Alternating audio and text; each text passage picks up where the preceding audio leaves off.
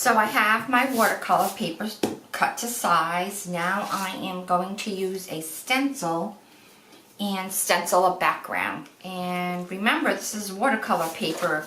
Watercolor paper, well, if I wet it, it would really absorb my medium. But I want it to be sort of a dry, I don't want it to be watery yet. Let's put it that way. So I have a piece of tape that I put underneath so that that doesn't move. And I found a stencil that I liked as a background stencil, and it fits onto the size of this paper very, very nicely. So usually I don't tape things down, but I think this time I shall. So let me get some little pieces of tape to secure it. There was a time when I used to go to people's homes and stencil borders on their walls. I found a stencil brush.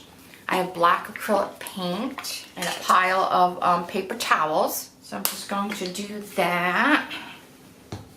Now I do want to thin this out a little bit. Spray some water on it. I shall use a palette knife to kind of...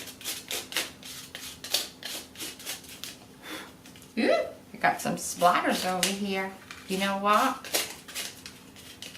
I'm not going to now, but it's causing splatters because this surface is very bumpy. You know, you learn as you go. I have my stencil brush. I'm going to put it in my paint. Like this is the paint. Just like tip my edges into the paint. Very, very little on it. And then I'm going to rub it out. And here I go. So what you do, it's wonderful. I was a little nervous. I've never stenciled on watercolor paper before. So we're gonna load up again, blot it out. What you do is you go left, right, you know, in a circular motion. And over here, I had some splatters, but that's okay. It's not really coming out black, it's more like a gray. Now it's coming out black. I guess I just didn't have enough paint on it. And it's okay for it to be not uniform. I'm not doing this video live, but it will be in real time. When I make a mistake or I don't like something, I'm going to have to correct it. I'm working on a craft mat.